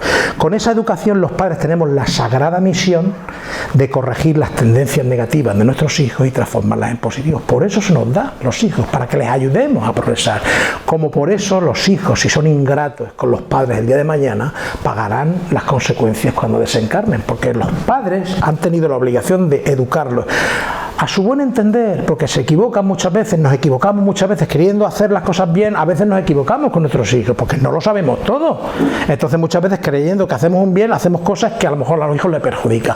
Pero sin embargo, esa educación está. Entonces, como el niño va recibiendo esa educación, si tiene esa buena formación en casa, si tiene esa educación moral adecuada, si tiene precisamente esos hábitos positivos, nobles, de compartir, de respetar a los demás, de ser solidario, de ser abnegado, ese niño cuando llega fuera de su núcleo familiar y empieza a recibir las influencias a las que tú te refieres, influencias de amigos, influencias en el colegio, etcétera, etcétera, entonces se produce la dicotomía. ¿Y cuál es la dicotomía?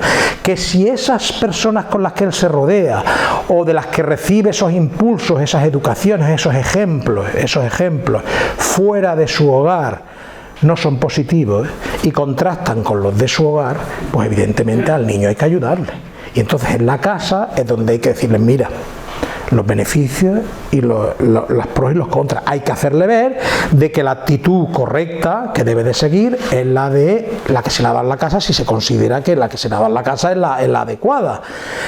La sociedad influye mucho, claro que sí, pero es que a veces nos olvidamos de las características del espíritu.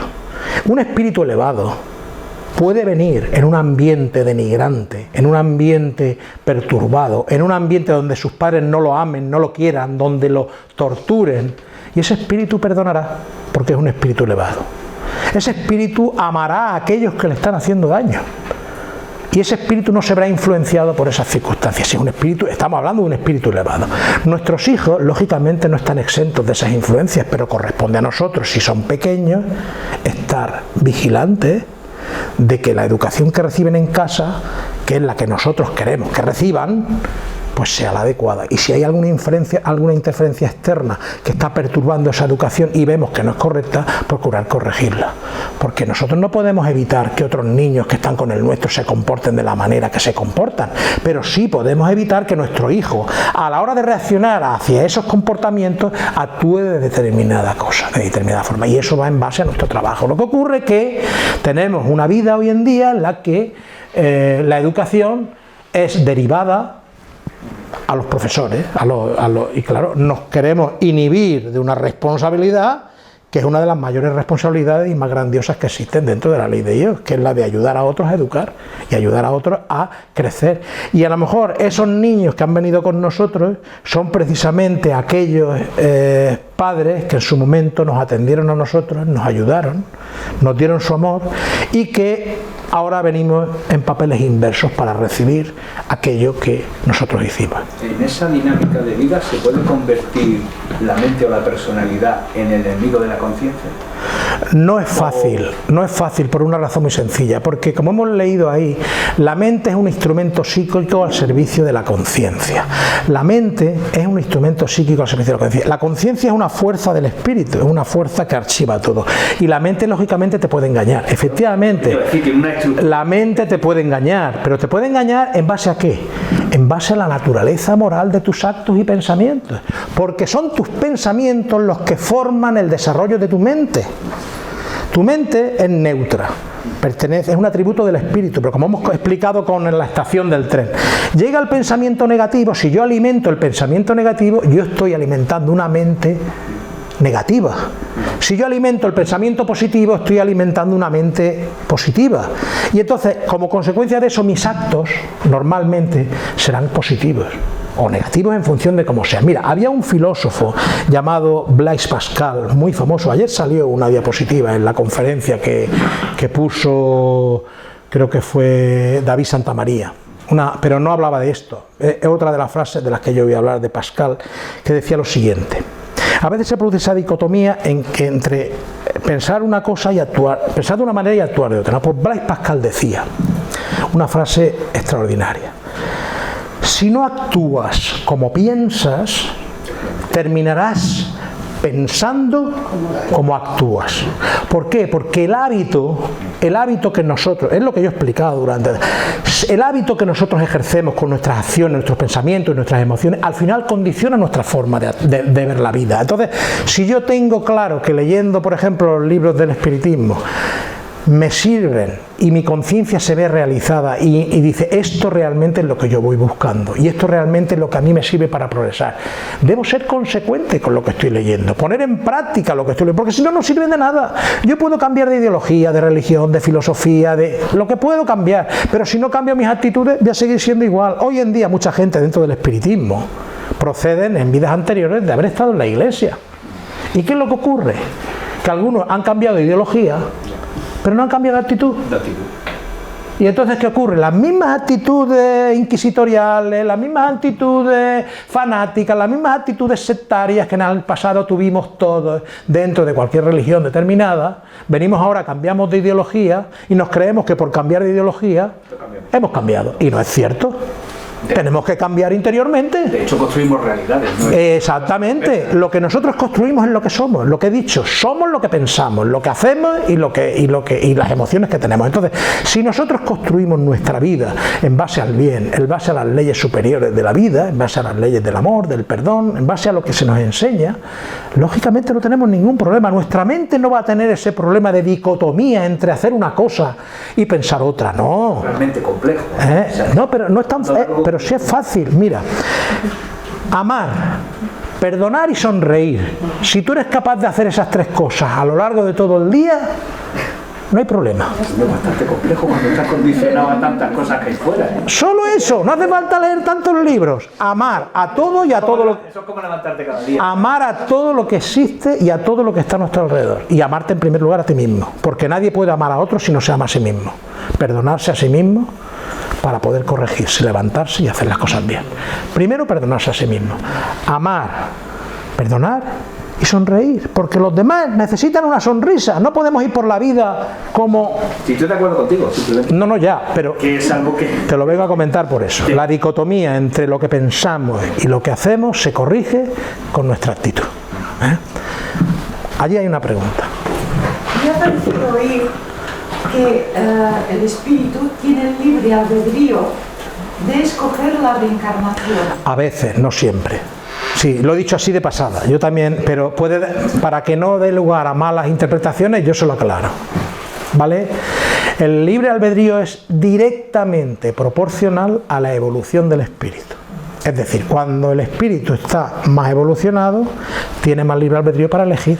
¿Por qué? Porque tiene más conciencia de su realidad, sabe el momento de evolución en el que se encuentra, sabe hasta dónde puede llegar y lo más importante, sabe sus limitaciones, sus imperfecciones, porque está muy bien saber mucho, está muy bien tener mucho conocimiento, pero si yo no sé mis limitaciones, si yo no me analizo cada día y no sé los defectos que tengo, pues muchas veces voy por la vida y la gente puede decir, sí, tú explicas muchas cosas, pero tú como no corrijas esto y esto, que es lo que se te ve, pues verdaderamente autoridad moral ninguna. Entonces, efectivamente, en el plano espiritual, cuando uno va a reencarnar en un nivel medio, por ejemplo, nosotros que estamos aquí, que tenemos algunos conocimientos, algunos poquitos conocimientos, pues cuando llegamos allí, si hemos hecho las cosas medianamente bien, con todos nuestros errores, que por supuesto habremos hecho, pues se nos dice, mira, hemos pensado, hay espíritus que nos ayudan a reencarnar, hemos pensado que tu próxima reencarnación podía ser así, así, así, así. Y entonces nosotros, pues sí, oye, de acuerdo, podemos aceptarlo o podemos negarnos a ello, ¿me entiendes? Cuando el espíritu humano es de baja condición, reencarna por automatismo. ¿Qué quiere decir eso? Cuando el espíritu es muy primitivo, es un espíritu rebelde, un espíritu malo que no pero malo por ignorante, reencarna por automatismo, es decir, está muy poco tiempo en el plano espiritual, muere y rápidamente vuelve a reencarnar para empezar a sufrir las pruebas y las experiencias que necesita. Son las primeras etapas de la evolución del ser humano, cuando está en los mundos primitivos y las existencias duran 20, 30, 35 años con medios hostiles, pero en las cuales el espíritu está tomando ya conciencia con su psiquismo, con su materia, y empieza ya a tener necesidad de experiencia. ¿Por qué? Porque son experiencias que son más bien sensoriales y necesita desarrollar las emociones groseras para luego llegar a las emociones más, convertir esas emociones en sentimientos. Es decir, al principio emociones como el miedo, la ira, la supervivencia forman parte del hombre primitivo, las necesita porque necesita defenderse de los animales, necesita llevar comida y poner el fuego y esconderse en cuevas ante las inclemencias del tiempo. Todo eso lo necesita. Entonces esos miedos, esas emociones son las que forman parte de su carácter, las que lo dominan y casi las que lo guían prácticamente. No hay prácticamente raciocinio en esas primeras etapas. Entonces va al plano espiritual y reencarna de forma automática porque necesita volver a tener esas experiencias. Con el tiempo esas emociones se van dulcificando, se van convirtiendo en sentimientos. No hay que confundir la emoción con el sentimiento. El sentimiento es la emoción consciente. Por ejemplo, el sentimiento de la madre o de la cría animal que empieza a tener el instinto maternal de cuidar a las crías, de alimentarlas, de protegerlas. Esas emociones se van transformando en sentimientos, los sentimientos se van puliendo, el hombre empieza a crecer en amor, en comprender la realidad de que necesita no hacer a los demás lo que no quiere que le hagan. Todo eso es un proceso evolutivo de millones de años y por ahí ya hemos pasado. O sea que algo tenemos ganado, por ahí ya hemos pasado. Perdona que te haya hecho esta matización, adelante. Se supone que cuando uno nace con una malformación que dicen que es como un animal porque no tiene... Sí. Sí, su razón no conecta con su cuerpo y no puede manifestarla. Entonces se supone que este ser es para ayudarse a él o para ayudar a sus padres, porque están sufriendo y pasando unas vivencias impensables. Se supone que es para crecer, si es que puede crecer un ser así, o es para crecer los que conviven con él. Pues es para las dos cosas. ¿Por qué? Porque mira, serán casos de espíritus que reencarnan con grandes deudas que pagar. Y entonces vienen, pues, precisamente con expiaciones muy fuertes y vienen a lo mejor con unos padres que se han comprometido a ayudarlo porque han venido con él en otras vidas, como padres, como hermanos, como familiares, y lo quieren, pero saben de la deuda que tiene. Y entonces, como están más elevados espiritualmente, se comprometen con él a ayudarle a pasar esa expiación, ¿no? Y entonces vienen y les ayudan. Entonces es una expiación para ese espíritu que evidentemente sufre un montón, pero sufre la carne en realidad, porque luego cuando él muere rápidamente, pues ya con ese sufrimiento ha depurado parte de lo que debía de atrás y su alma está más depurada, está más limpia y realmente puede enfrentar otra nueva existencia o otra nueva preparación en mejores condiciones. Eso puede ser un ejemplo. Otro ejemplo, el ejemplo contrario, el ejemplo de un espíritu superior que decida venir a ayudar a los padres, en vez de que los padres vengan a ayudarle a él, que él decida venir a ayudar a los padres. Y nos encontramos con padres que han practicado el aborto en una existencia anterior constantemente porque no han querido tener hijos, porque se han dedicado a vivir, a satisfacer sus egos, sus pasiones, sus placeres, y los hijos les estorbaban. Y se han quedado embarazadas y han decidido el libre albedrío abortar, y han abortado 1, 2, 3, 4, 5 veces. ¿Qué es lo que ocurre? Vienen a la tierra y se encuentran con que en esta ocasión, pues claro, ellos se dieron cuenta en el plano espiritual de que habían cometido un error, que era un crimen practicar tanto aborto, y entonces vienen con la necesidad de tener hijos para poder reparar aquello que querían, y resulta que no hay hijos, no vienen, de ninguna de las maneras no vienen, y cuando ya el matrimonio está casi al final de la vida fértil y ya parece ser que no va a haber posibilidad en esa amargura de esos padres de tener hijos, chicos, qué casualidad, la madre queda embarazada y viene un niño. Y ese niño que viene, pues viene con la mayor malformación que pueda encontrar. Una parálisis cerebral, una persona que necesita estar pendiente de ella a todas horas, las 24 horas, y que necesita que aquellos que son sus padres empiecen a desarrollar con él la paciencia, el amor por la vida, el amor por los hijos que no tuvieron en vidas anteriores. Y empiezan a pagar con ese sufrimiento, el de los padres, la deuda que tenían de atrás. Y al mismo tiempo empiezan a ayudar. Ellos creen que ayudan al hijo, pero en realidad es el hijo el que les está ayudando a ellos, porque a lo mejor ese espíritu es un espíritu superior. ¿Y saben lo que hacen los espíritus superiores para cuando tienen que hacer estas existencias sacrificiales de tanto sacrificio que no merecen? Porque es un sufrimiento que ese espíritu no merece. ¿Saben lo que hacen, lo que llegan a hacer los espíritus superiores cuando vienen en una misión sacrificial, en un cuerpo deforme y deteriorado para ayudar a otros por amor? Pues son capaces de modificar mentalmente el ADN del espermatozoide que les corresponde, para en vez de tener un cuerpo físico bello, extraordinario, maravilloso, que les corresponde por evolución, mentalmente modifican el ADN y eligen precisamente la deficiencia biológica y los genes adecuados para distorsionar y conseguir el cuerpo que necesitan para hacer eso. Hasta en eso se ve el amor de esos padres, se ve el amor de ese espíritu hacia esos padres, hasta en eso. Por ejemplo, no todo el sufrimiento, como estamos comentando, es derivado de deudas. Este espíritu que estamos hablando, el ejemplo, no es por una deuda. Jesús de Nazaret tampoco tenía ninguna deuda. Todos los grandes personajes que han sacrificado y dado su vida no vienen a sufrir precisamente porque deban algo, no, ni muchísimo menos. Vienen precisamente a enseñarnos el camino para aceptar el sufrimiento y cómo llevarlo con dignidad. A eso es a lo que vienen. Porque a través del amor que esos espíritus manifiestan, a través del amor, el sufrimiento adquiere una dimensión diferente. Lo vemos con otras perspectivas, lo vemos con otros ojos, lo vemos de forma diferente. El sufrimiento se nos aparece entonces como una prueba o como una expiación que necesitamos, lo aceptamos resignadamente y procuramos llevarlo con dignidad, sabiendo que nadie sufre aquello que Dios no permite que sufra, porque no lo merece. Entonces, si el sufrimiento llega, es porque, si no lo merecemos, es porque lo necesitamos para nuestro progreso. No sé si he explicado un poquito. Vale. Adelante. Con relación a este último, ¿puede explicar el caso genérico del síndrome de Down con relación al karma anterior y al estado de sufrimiento durante toda esa vida? Pues no lo puedo explicar.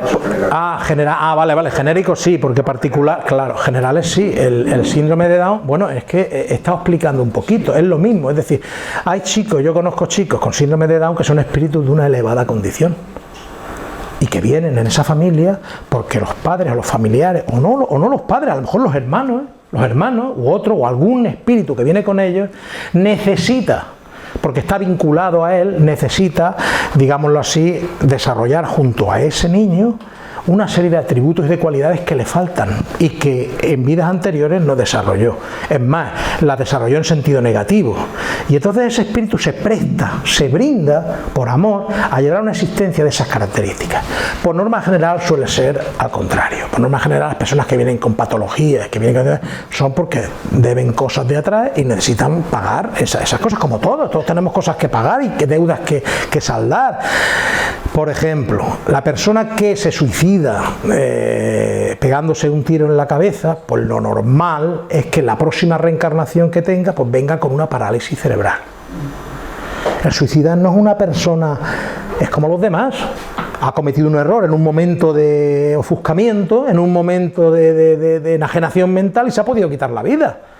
Es un atentado contra la ley de Dios, el más grave que puede ocurrir, pero debe de pagar esa situación, debe saldar esa deuda para darse cuenta de lo que la vida es sagrada y no le pertenece, que la vida la da Dios. Entonces, en ese sentido, el suicida, por ejemplo, que se dispara, pues viene con una parálisis cerebral. Hablando de más casos genéricos, el suicida que se envenena, como su periespíritu queda dañado, aparte de su cuerpo físico, en la parte de lo que es el estómago y los intestinos, en la próxima vida, cuando reencarna, el periespíritu todavía tiene los daños desestructurados del proceso que sufrió cuando murió.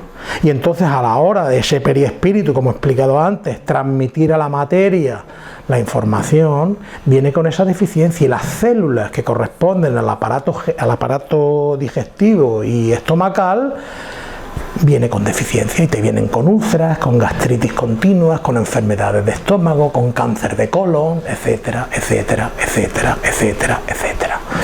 El espíritu que se ahorca, pues el que se ahorca y se suicida ahorcándose, en la próxima vida puede venir con asfixia, con asma, con necesidad de estar conectado a un aparato de respiración, etcétera, etcétera, etcétera, etcétera.